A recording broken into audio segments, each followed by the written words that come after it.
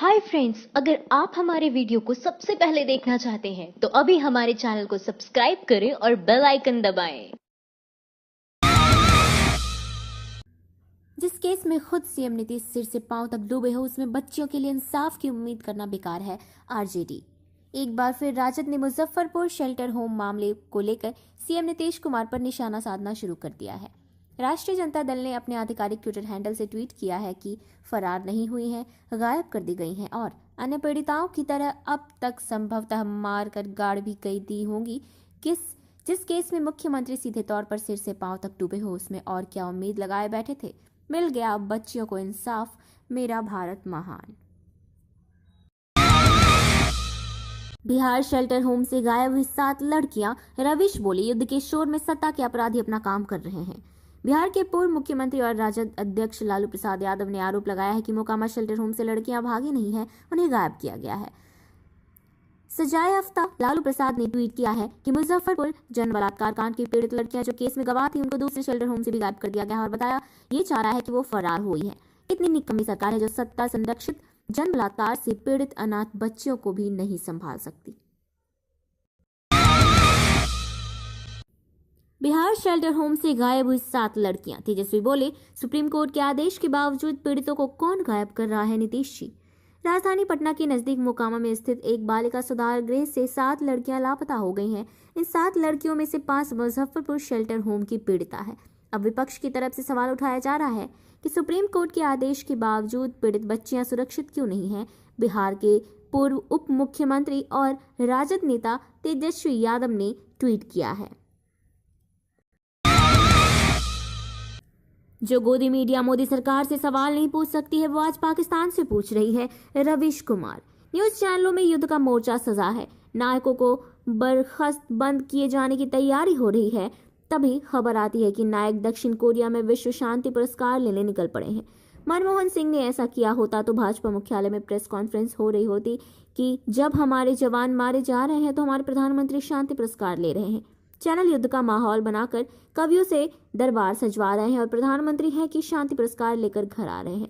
कहा तो ज्योति बने ज्वाला की बात थी, मां कसम बदला लूंगा का उफान था, लेकिन अंत में कहानी राम लखन की हो गई है, 1-2 का 4 वाली। मुजफ्फरपुर शेल्टर होम की गवाह सहित 7 लड़कियां लापता, क्या पीड़िता को गायब कर अपराधियों को बचा रहे हैं नीतीश।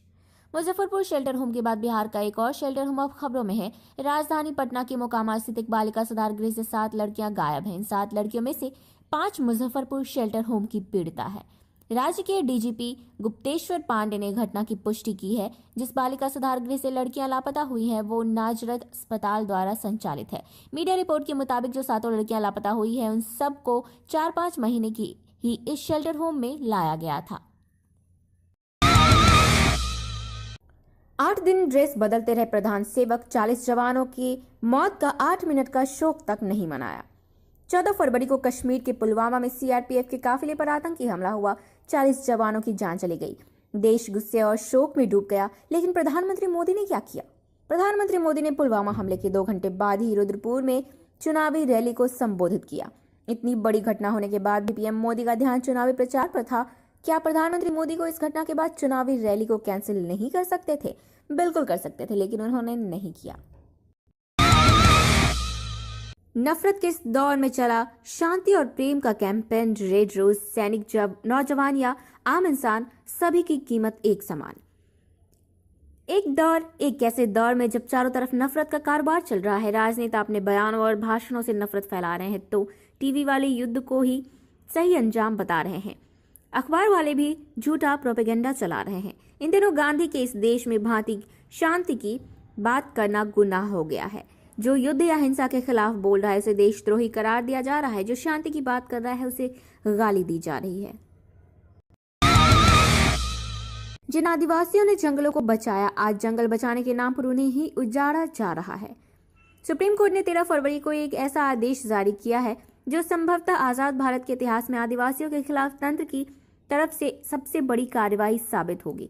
सुप्रीम कोर्ट ने 16 राज्यों के 10 लाख से अधिक आदिवासी और वनवासी परिवारों को जंगल से बेदखल करने का आदेश दिया है। न्यायालय के आदेशानुसार यह कार्य मामले की अगली तारीख यानी 27 जुलाई से पहले किया जाना है।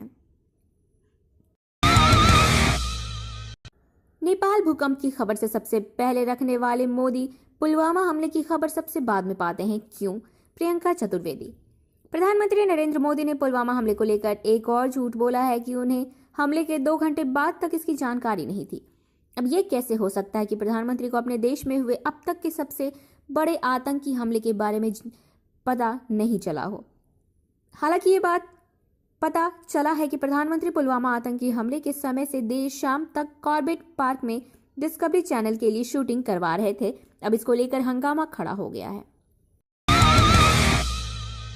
पीएम मोदी को मिला सियोल शांति पुरस्कार। गुजरात दंगों का खुलासा करने वाली राणा अय्यूब बोली, किस लिए? प्रधानमंत्री नरेंद्र मोदी ज्यादा विदेशी दौरे करने के लिए प्रसिद्ध भारतीय प्रधानमंत्री हैं। इस बार वो दक्षिण कोरिया के दौरे पर हैं। संभवतः ये उनका आखिरी विदेशी दौरा है। कोरिया ने पीएम मोदी को सियोल शांति पुरस्कार से नवाजा है। प्रधानमंत्री नरेंद्र मोदी इसी के साथ पहले भारतीय नागरिक बन गए हैं जिन्हें ये पुरस्कार मिला है। लेकिन देश में लोग पूछने लगे हैं कि अचानक से पीएम मोदी को ये पुरस्कार कैसे मिल गया, वो भी शांति के लिए। पत्रकार राणा अय्यूब ने प्रधानमंत्री नरेंद्र मोदी को सियोल शांति पुरस्कार दिए जाने पर पूछा है कि पीएम मोदी को किस लिए ये पुरस्कार दिया जा रहा है।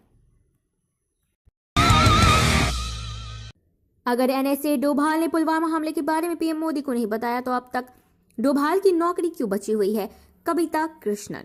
पुलवामा आतंकी हमले के बाद प्रधानमंत्री नरेंद्र मोदी के कॉर्बेट पार्क में फोटोशूट करवाने को लेकर मचे बवाल के बीच वामपंथी नेत्री कविता कृष्णन ने भी अपनी प्रतिक्रिया दी है। उन्होंने ट्विटर पर अपनी बात रखते हुए लिखा है कि जवानों पर हमला होने के कई घंटे बाद तक प्रधानमंत्री हमेशा की तरह अपने प्रचार और सैर में लगे रहे।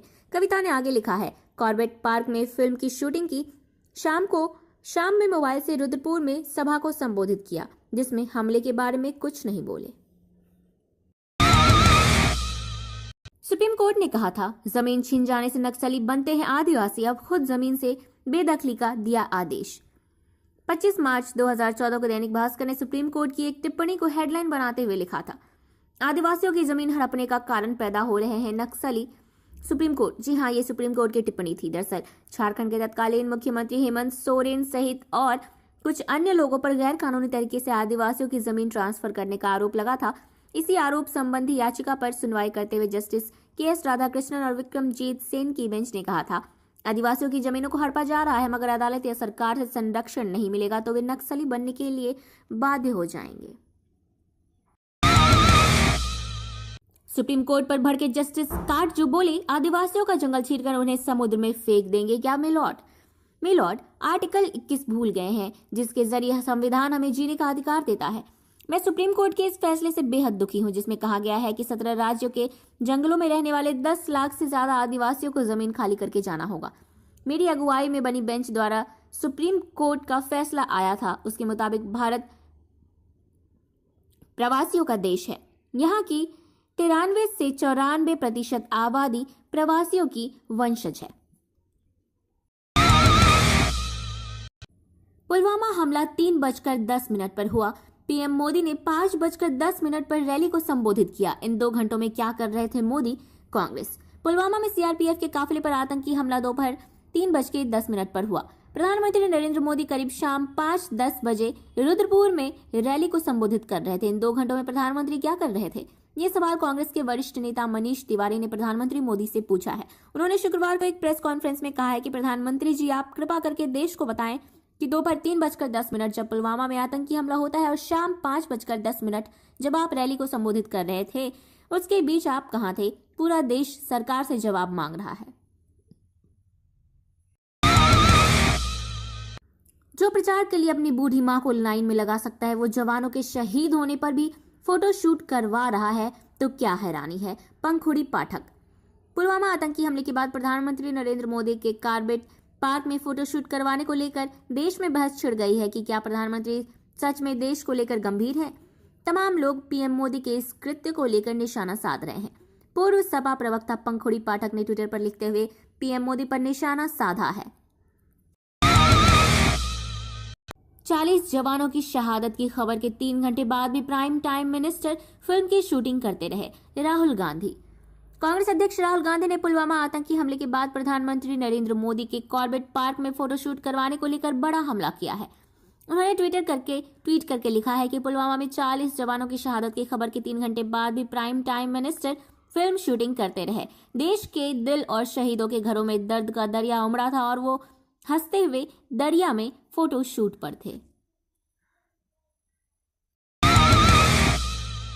केजरीवाल ने जताई चिंता, बोले अगर मोदी शाह दोबारा आ गए तो न मैं बचूंगा, न आप बचेंगे, न संविधान बचेगा। लोकसभा चुनाव के लिए सभी पार्टी के नेताओं ने कमर कस ली है। पुलवामा आतंकी हमले के बाद आम आदमी पार्टी के अध्यक्ष और दिल्ली के मुख्यमंत्री अरविंद केजरीवाल ने प्रधानमंत्री नरेंद्र मोदी और भाजपा अध्यक्ष अमित शाह को लेकर गंभीर चिंता जाहिर करते हुए कहा है कि अगर 2019 में मोदी और अमित शाह की जोड़ी जीत गई तो ये देश नहीं बचेगा, देश का संविधान भी नहीं बचेगा। संविधान के लिए मोदी और अमित शाह को हराना जरूरी है। कविता, हमारी पीढ़ी युद्ध चाहती है क्योंकि देखती है बॉर्डर मूवी, काश देख पाती 1947 के बंटवारे की त्रासदी।